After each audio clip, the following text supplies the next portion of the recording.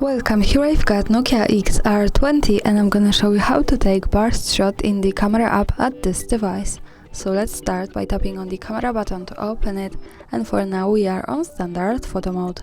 From here let's move to the left corner button to open the advanced camera settings.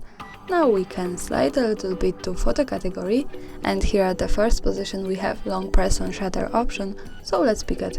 Now we can decide to use this as capture video quickly or burst shot, so let me stay on burst shots now, and when we move back to the camera and tap on the shutter button at the center a little bit longer, we can take the series of pictures in a really fast way, so our burst shot. That's all, thanks for watching, subscribe our channel and leave the thumbs up.